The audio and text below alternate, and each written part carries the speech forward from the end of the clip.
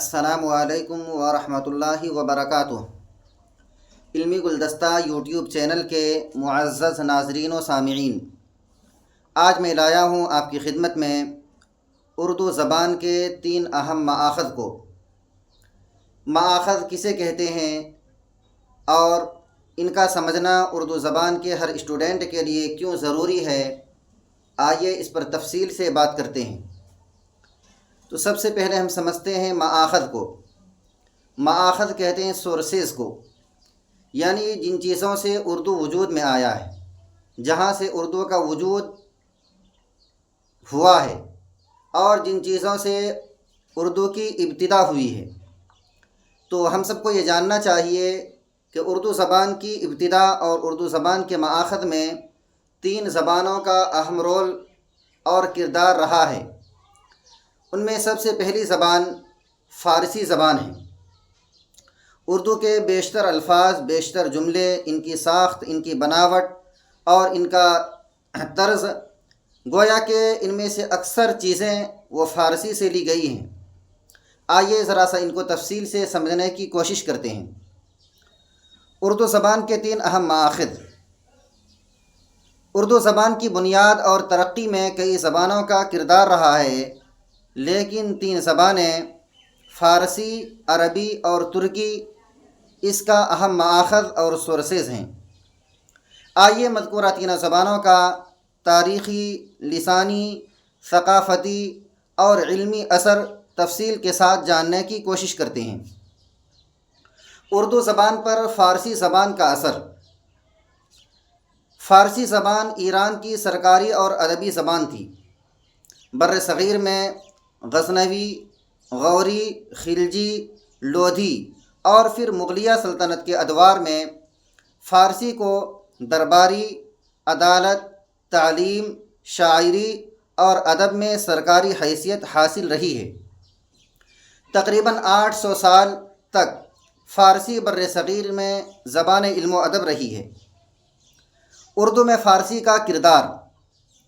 اردو زبان کی ساخت، جملے کی ترتیب، ادب کا رنگ، خطاطی اور تہذیبی انداز سبھی کے سب فارسی سے متاثر ہیں۔ نیز فارسی الفاظ، محاورے، ضرب الامثال، مرصع نثر اور غزلیہ شاعری، یہ سب کے سب فارسی ہی سے اردو میں منتقل ہو کر آئے ہیں۔ اردو شاعری کا اصل رنگ غزل ہے، جو فارسی ہی کی دین ہے۔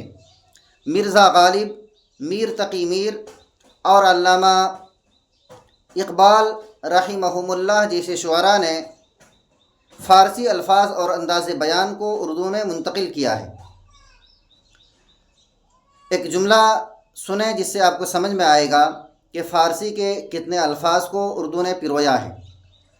محبت ایک ایسا خواب ہے جو زندگی کو غم و خوشی سے روشناس کراتا ہے۔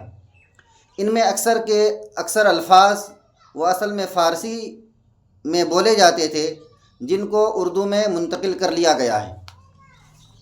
دوسری زبان جو اردو کا مآخذ ہیں وہ عربی ہیں۔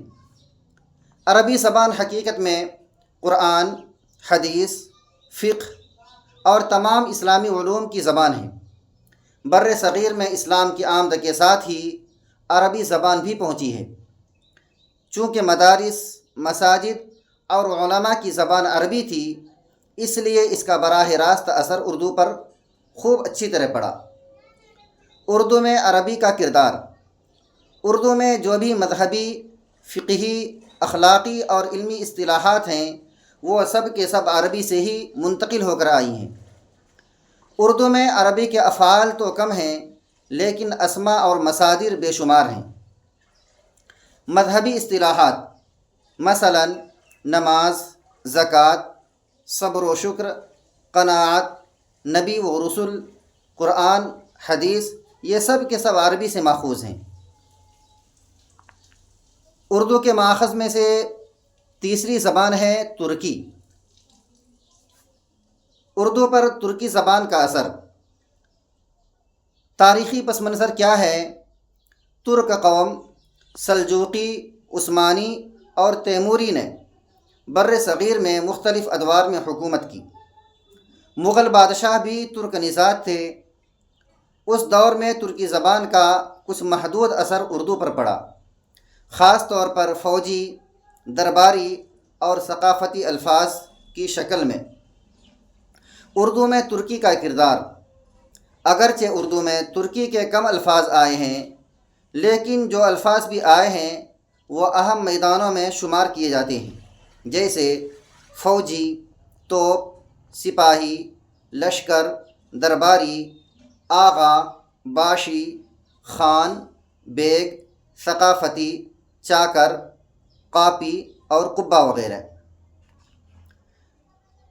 علمی نکتہ: اردو زبان کی خوبی یہ ہے کہ اس نے مذکورہ تینوں زبانوں یعنی فارسی، عربی اور ترکی کا خوبصورت امتزاج پیدا کیا ہے، اور نہ صرف ان زبانوں کے الفاظ لیے ہیں بلکہ ان مذکورہ زبانوں کی روح بھی اپنے اندر جذب کر لی ہے۔ مجھے امید ہے کہ اردو کے تمام طلباء اور اسٹوڈنٹ کو یہ ویڈیو پسند آئے گی، اور اردو کے تمام طلباء کو اردو کے تمام مآخذ کے بارے میں تفصیل سے جاننا ضروری بھی ہے، تاکہ وہ اردو کو مضبوط اور اردو میں مہارت پیدا کرنے کے لیے ان تینوں زبانوں کا بھی سہارا لے سکے۔ جزاکم اللہ خیر۔